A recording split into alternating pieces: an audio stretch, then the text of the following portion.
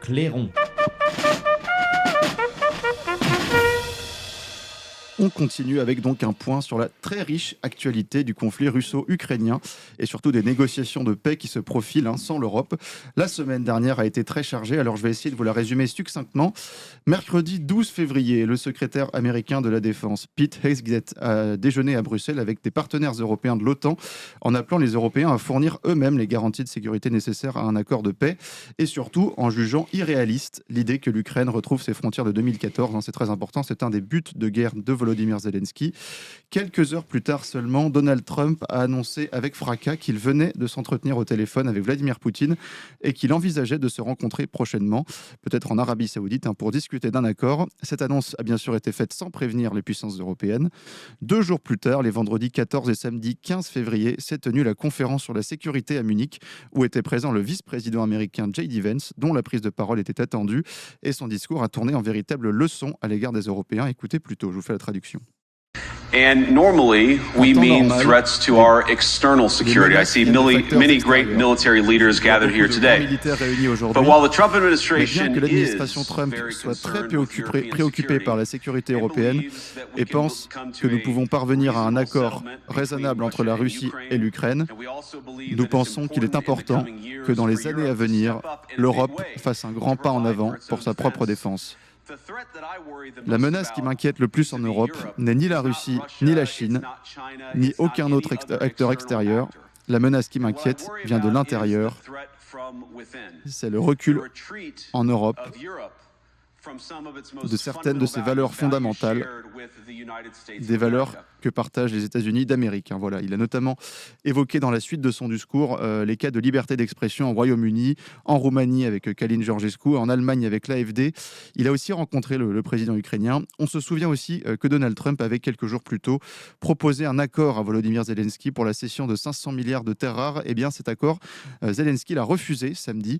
Et pour réagir, alors qu'elle est constamment prise de court sur ce sujet depuis l'arrivée de Donald Trump au pouvoir, l'Europe organise ce lundi matin en urgence un sommet sur la sécurité de l'Ukraine à Paris avec les principales puissances européennes et un représentant de l'OTAN, alors que les États-Unis ont déjà annoncé vouloir faire se rencontrer des représentants russes et ukrainiens en Arabie Saoudite. Voilà pour cette semaine très riche, et pour analyser ce qu'il se passe et comment peuvent évoluer ces négociations de paix, j'ai l'honneur et le plaisir de recevoir ce matin Jacques Augard. Bonjour Jacques Augard. Bonjour, merci de m'avoir invité. Et merci d'être présent avec nous ce matin en studio. Vous êtes ancien colonel, ancien parachutiste de la Légion étrangère. Vous avez participé au conflit au Kosovo et dans les Balkans. Exact. Et vous avez écrit un livre pour lequel on vous a reçu il y a quelques mois, La guerre en Ukraine, regard critique sur les causes d'une tragédie, aux éditions Hugo Doc. Alors d'abord, je voulais vous interroger sur cette semaine là, qui vient de se passer, qui a été extrêmement riche. Quel regard vous portez, et puis notamment sur ce discours de J.D. Vance, qui a été souvent qualifié d'historique à Munich. Alors, je crois que c'est effectivement un discours historique, majeur, parce qu'il traduit une rupture évidente, dont on ne mesure pas forcément encore les conséquences, mais qui, à mon avis, vont s'imposer très vite. Ce discours, en fait, c'est tout simplement l'Amérique a changé. On avait une Amérique, je combattais d'ailleurs son influence et ses idées. On n'a pas parlé du USAID, mais ça aussi, oui. C'est quelque chose de très important, parce que c'est la remise en cause complète du système, d'ailleurs corrompu, puisqu'on vient de parler de corruption, votre invité précédent, dans des conditions très intéressantes, évidemment, parce que cette corruption américaine, je pense qu'elle elle va se terminer, ou en tout cas elle va être balayée. Je pense que, outre les déclarations un peu tonitruantes et fracassantes de Donald Trump, J.D. Vance, c'est l'homme du sérieux, c'est l'homme du solide, c'est c'est celui qui va incarner véritablement ce changement en profondeur. Et c'est tout le sens de son discours. Alors les Européens sont indignés, ils se disent il nous fait la leçon. Oui, il fait la leçon. Et il y en a besoin. On vient de le dire. On vient de dire pourquoi. Le déni de démocratie, l'abandon de toutes les valeurs morales les plus élémentaires sont en train de fracasser cette Union européenne, indépendamment des choix dramatiques qu'elle a fait dans le conflit en Ukraine.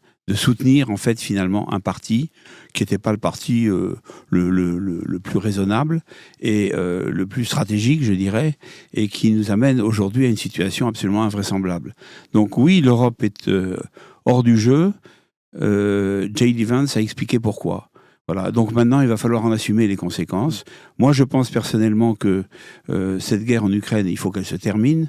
Elle aurait dû se terminer en mars 2022 si les Occidentaux de l'époque, c'est-à-dire les Américains de l'époque et puis les Européens d'aujourd'hui, n'avaient mis de l'huile sur le feu, en fait, hein, en torpillant les accords qui étaient sur le point d'être complètement avalisés par tout le monde en mars 2022. Oui, d'ailleurs, voilà. On voit même encore aujourd'hui que Zelensky, alors qui a un discours un petit peu ambivalent, on va y revenir, mais qui parle aussi de paix et dit qu'il veut la paix. Vladimir Poutine le fait, Trump le fait, et les seuls qui parlent de guerre, c'est l'Europe finalement. Oui, dramatique. bien sûr. Alors Zelensky, c'est parce qu'il a compris qu'il avait perdu. Hein. Il sait très bien qu'il a perdu la guerre. Et en fait, ce qu'il veut éviter maintenant, c'est la capitulation. Mais je pense que la capitulation, sous une forme ou une autre, elle est inévitable aujourd'hui. Il n'est plus en capacité de faire autrement. Alors il s'accroche aux Européens, et les Européens, eux, se cantonnent dans une attitude belliciste.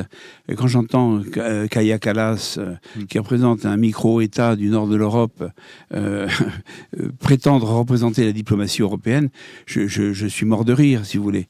Quand je vois Jean-Noël Barrot ou Benjamin Haddad s'accrocher à cette fiction de soutien militaire à un pays qui est exsangue, qui est par terre, avec des centaines de milliers de morts et de blessés dans des conditions dramatiques, blessés physiques, blessés psychiques, et qui ne reconnaîtra pas les frontières issues de l'Union soviétique, qui étaient d'ailleurs des frontières faussées, mais on va revenir à des frontières naturelles, je pense.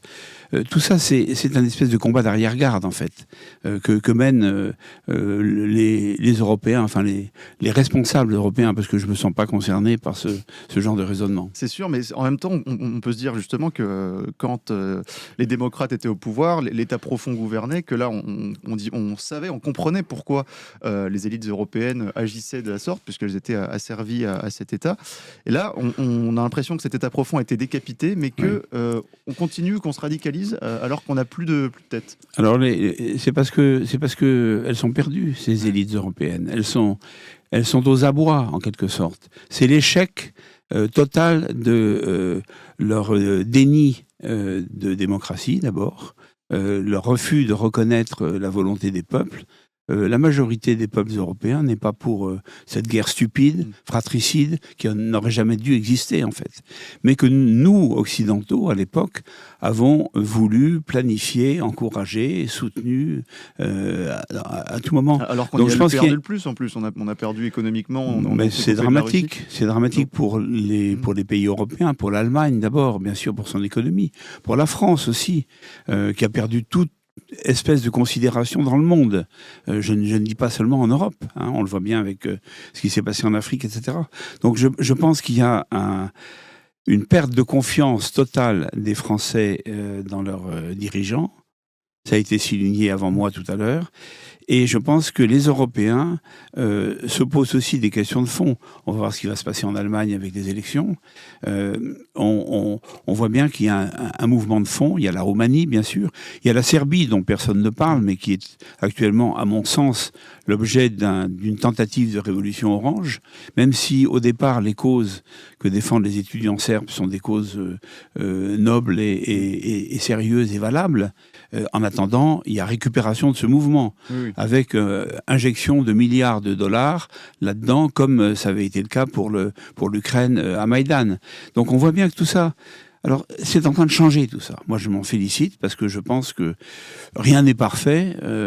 L'Amérique nouvelle ne sera pas parfaite pour nous. On va en subir aussi des effets négatifs, mais on va être recentré sur un certain nombre de choses essentielles.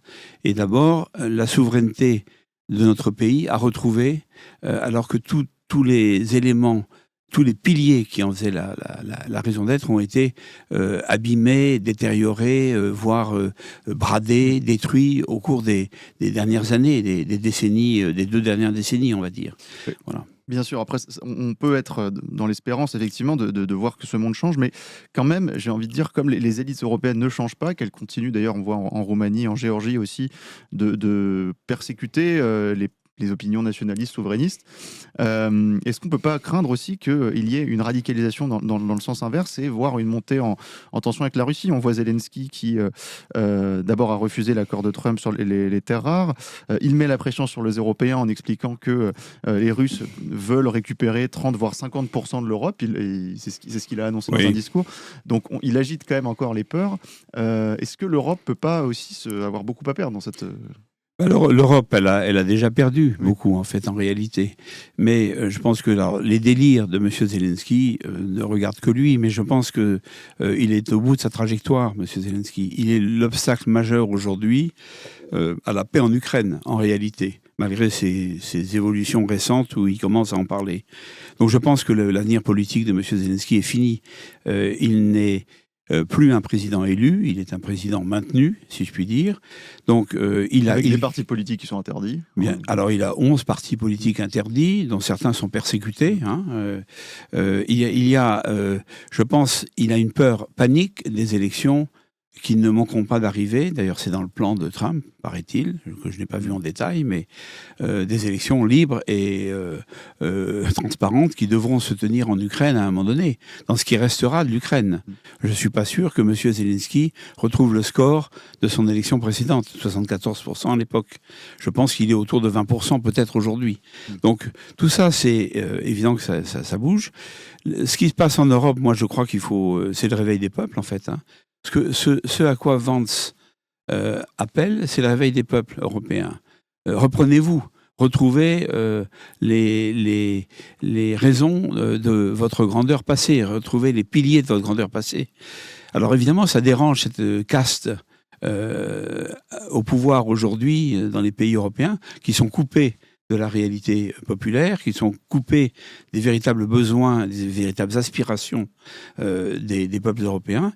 Et donc, il va y avoir de gros bouleversements dans les mois qui viennent, c'est évident. C'est sûr. Et d'ailleurs, un de ces gros bouleversements, je voulais vous faire réagir là-dessus pour finir, ce serait la rencontre probable entre Vladimir Poutine et Donald Trump en Arabie Saoudite. Est-ce que vous pensez que cette négociation, cette paix va être signée prochainement? Alors, je ne sais pas si la rencontre entre Poutine et Trump aura lieu en Arabie Saoudite. Il y aura la rencontre préparatoire, je pense, entre des spécialistes. Ce qui est intéressant, c'est qu'elle n'a pas lieu en Europe, ou en Amérique, ou en Suisse. Elle a lieu en Arabie Saoudite. Intéressant. Mais je pense qu'il va y avoir, c'est ce qu'ils ont dit tous les deux, il va y avoir une rencontre entre les deux hommes très rapidement. Quand, je ne sais pas évidemment, et je ne sais pas s'ils le savent eux-mêmes, mais ça va venir très vite. Et moi, je pense que c'est des pragmatiques. Poutine est un homme d'État indiscutable. Trump est un homme d'affaires indiscutable. Ce sont des pragmatiques. Ils vont se mettre rapidement d'accord pour sortir de cette équation. Et évidemment, l'Europe, par ses erreurs, par son entêtement, par son aveuglement, incarné parfaitement par Jean-Noël Barrot pour ce qui est de la France, ou par Madame Baerbock pour ce qui concerne l'Allemagne aujourd'hui, va en payer le prix, c'est certain. Donc c'est à nous, Français, Européens, de nous reprendre en main et de ne pas laisser passer les prochaines opportunités électorales, je dirais, pour maintenir ce système aberrant qui, encore une fois, est corrompu jusqu'à la moelle. Merci beaucoup, Jacques Auger, pour ces mots forts venant d'un ancien colonel et ancien parachutiste de la Légion étrangère. Je rappelle que vous êtes l'auteur de La guerre en Ukraine, regard critique sur les causes d'une tragédie aux éditions Hugo Doc, qui retrace parfaitement les erreurs stratégiques européennes dans ce conflit ukrainien. Merci beaucoup. Merci. Chers amis.